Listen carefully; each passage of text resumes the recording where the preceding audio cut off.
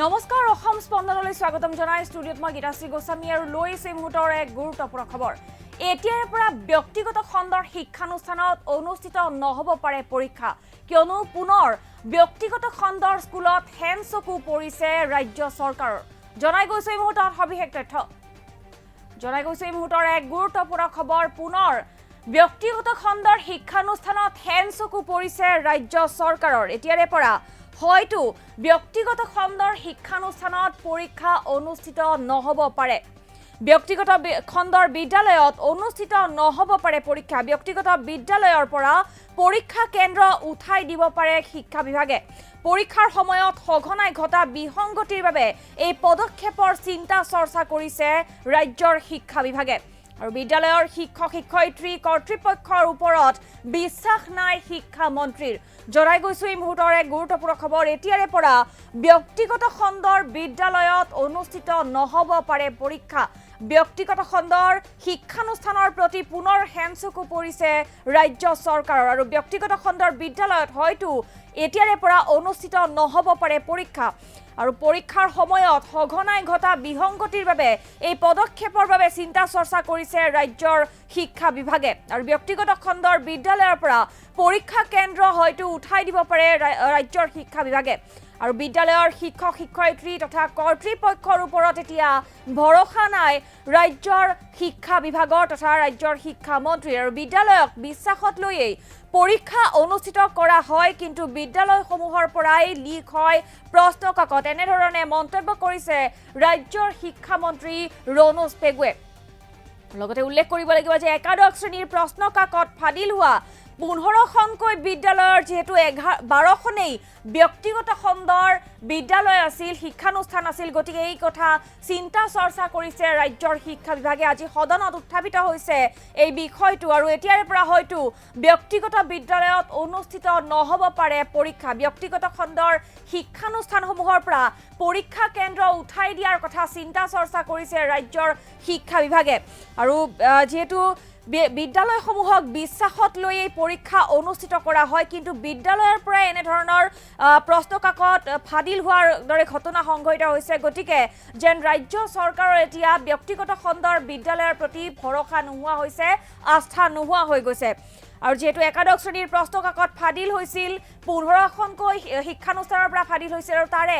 12খন শিক্ষানুষ্ঠানেই আছিল ব্যক্তিগত খণ্ডৰ গতিকে এই বিষয়টো এতিয়া উত্থাপন কৰা হৈছে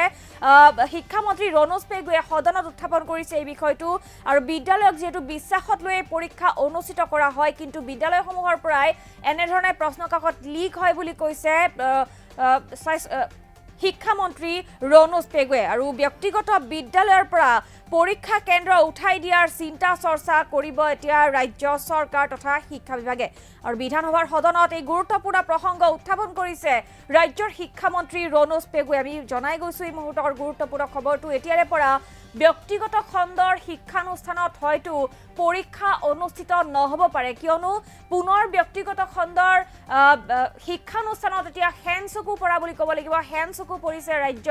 ৰাজ্য চৰকাৰৰ ৰাজ্যৰ শিক্ষা বিভাগৰ কিয়নো ব্যক্তিগত খণ্ডৰ শিক্ষানুষ্ঠানৰ পৰা যেহেতু প্ৰশ্ন কাকত ফাদিল হৈছিল বা 15খনকৈ শিক্ষানুষ্ঠানৰ তাৰ 12খনেই আছিল আচলতে ব্যক্তিগত খণ্ডৰ শিক্ষানুষ্ঠান গতিকে এই বিষয়টো এতিয়া আজিৰ সদনত উত্থাপিত হোৱা পৰিলক্ষিত হৈছে শিক্ষামন্ত্ৰী ৰণোজ পেগুৱে এই বিষয়টো গুৰুত্ব সহকাৰে লৈছে আৰু সদনত এই বিষয়টো উত্থাপন কৰিছে লগতে এই বিষয়ত চিন্তা চৰ্চা কৰিব বুলি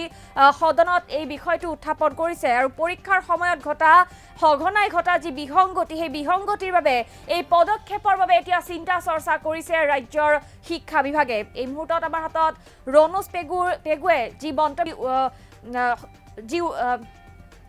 কথা উল্লেখ কৰিছিল সেই মুহূৰ্তত আমাৰ হাতত সেই দৃশ্যাংশ আছে সেই দৃশ্যাংশ এই মুহূৰ্তত আগবঢ়াইছো কিন্তু একাদশ শ্ৰেণীৰ পৰীক্ষাটোক যেহেতু সিমান গুৰুত্ব দিয়া হোৱা নাই আৰু এইটো বিদ্যালয়খনেই পৰিচালনা কৰি অহাৰ পৰম্পৰা আছে গতিকে একাদশ শ্ৰেণীৰ প্ৰশ্ন কাকতখিনি বোৰ্ডে প্ৰস্তুত কৰি যিখন বিদ্যালয়ত পৰীক্ষা হয় তাতেই ৰখা হয় এতিয়া মূল কথাটো হ'ল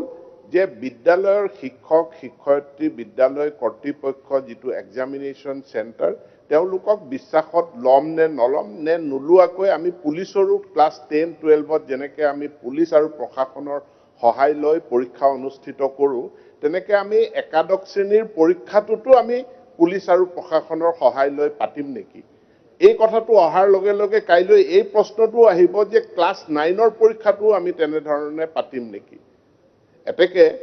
আমি একাদশ শ্ৰেণীৰ পৰীক্ষা বিদ্যালয়সমূহক আস্থাত লৈয়ে পাতিছিলোঁ, কিন্তু বিদ্যালয়সমূহৰ পৰাই প্ৰশ্নকাকত লিক হ'ল। প্ৰথম প্ৰশ্নকাকত যেতিয়া লিক হোৱাৰ খবৰটো মই ক'ত পালোঁ যে আব্দুল ৰছিদ মণ্ডল ডাঙৰীয়া আপোনাৰ গৃহ জিলা গোৱালপাৰাৰ পৰাই এই প্ৰশ্নকাকত লিক হোৱাৰ তাতেই প্ৰথম আৰম্ভণি হৈছে। আৰু তাৰ পাছত যেতিয়া গোটেই অসমত বিচাৰ খোচাৰ কৰা হ'ল, আমি 15খন বিদ্যালয় পালোঁ, যিখিনি বিদ্যালয়ে আগতীয়াকৈ আগদিনাখনে তেওঁলোকে প্ৰশ্নকাকতৰ টোপোলাটো খুলিছে। আৰু এই 15খন বিদ্যালয়ৰ ভিতৰত 12খন বিদ্যালয়েই প্ৰাইভেট স্কুল। এতিয়া লগে লগে এই প্ৰশ্নটো আহিব, মোৰ তাত হোৱাটছএপত বহুত মেছেজ আহিছে যে প্ৰাইভেট স্কুলক তাত পৰীক্ষা কেন্দ্ৰ হ'ব নালাগে। আমি চৰকাৰে খুব সক্ৰিয়ভাৱে এই কথাটো বিবেচনা কৰি আছোঁ যে এতিয়াৰ পৰা প্ৰাইভেট স্কুল বা ভেঞ্চাৰ স্কুলত আমি এক্সামিনেশ্যন চেণ্টাৰ দিম নে নিদিম। খুব সোনকালে বোৰ্ডে এটা সিদ্ধান্ত ল'ব বা চৰকাৰেও এটা সিদ্ধান্ত ল'ব যে কেৱল চৰকাৰী বিদ্যালয়তহে এই পৰীক্ষা অনুষ্ঠিত হ'ব। লগে লগে ইয়াৰ ৰিপাৰ্কেশ্যন অন্যান্য যি প্ৰতিযোগিতামূলক পৰীক্ষাসমূহ আছে, সেই প্ৰতিযোগিতামূলক পৰীক্ষাসমূহো ব্যক্তিগত খণ্ডৰ বিদ্যালয়ত এইবিলাক অনুষ্ঠিত কৰা হ'বনে নহয় সেই সম্পৰ্কেও আমি এটা সিদ্ধান্ত ল'ব লাগিব। গোটেই বিষয়টো আমি পৰীক্ষা কৰি আছোঁ। প্ৰশ্নকাকত স্কুল এডুকেশ্যন বোৰ্ডৰ পৰা লিক হোৱা নাই। আমি খুবেই স্পষ্ট হোৱা উচিত যে বেমাৰটো য'ত হৈছে তাতে চিকিৎসা কৰিব লাগিব। বেমাৰ নোহোৱা জেগাত খুন্দিয়াই পেলাই একো লাভ নহ'ব। বেমাৰটো সৃষ্টি হৈছে বিদ্যালয়ত, গতিকে আগৰবাৰ বেমাৰ সৃষ্টি হৈছিল বিদ্যালয় আৰু থানাৰ মাজত, সেইটোৰ চিকিৎসা কৰা হ'ল। এইবাৰ বিদ্যালয়ত বেমাৰটো হৈছে, সেই বেমাৰৰো আমি চিকিৎসা কৰিম। এটা শৃংখলিত পৰীক্ষা ব্যৱস্থা আমি গঢ়ি তোলাৰ কাৰণে আমি আপ্ৰাণ চেষ্টা কৰিছোঁ আৰু ইয়াত আমি সফল হ'ম বুলি আমাৰ দৃঢ় বিশ্বাস আছে। আমি নীতিগত কিছুমান সিদ্ধান্ত ল'ব লাগিব প্ৰাইভেট বিদ্যালয়ৰ ক্ষেত্ৰত, সেইখিনি আমি সিদ্ধান্ত